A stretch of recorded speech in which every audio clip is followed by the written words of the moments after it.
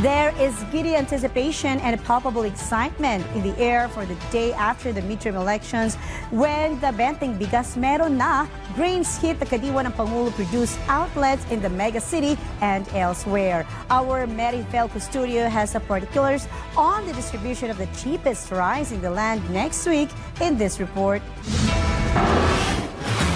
The Gonzales couple was among the many shoppers in the Kadiwa ng Pangulo Center in San Jose del Monte, Bulacan. According to them, the products being sold are not only fresh but also quite affordable.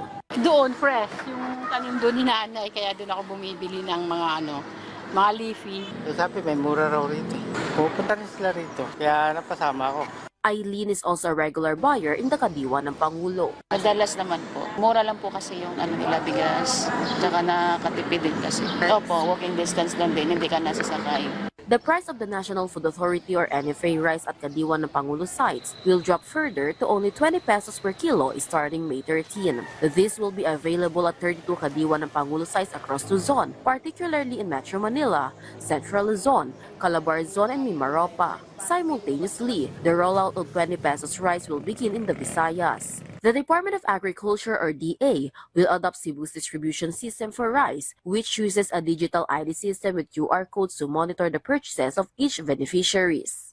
Itong ginagamit na app nito, may QR code ito. It's like an ID system na may QR code and namamonitor nito kung magkano or ilan na yung nabibili ng bawat beneficiary nitong ating binibigay ngayon. Like in our case, yung ating P20 sa Cebu, ganun din siya. So nagkaroon na po ng pagkatingin, nagpunta na po doon ang representative ng DA Central Office or yung aming ICTS para tingnan po kung paano po ba ito ginagawa. At sa loob po ng 2 linggo ay magbibigay na po sila ng recommendation kay Secretary kung paano po ito mai-implement ng DA.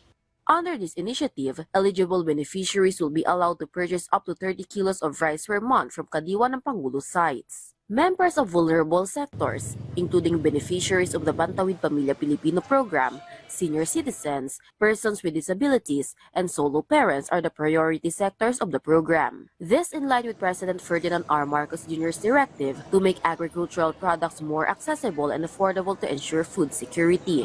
From PTV, Vel Custodio, Balitang Pambansa.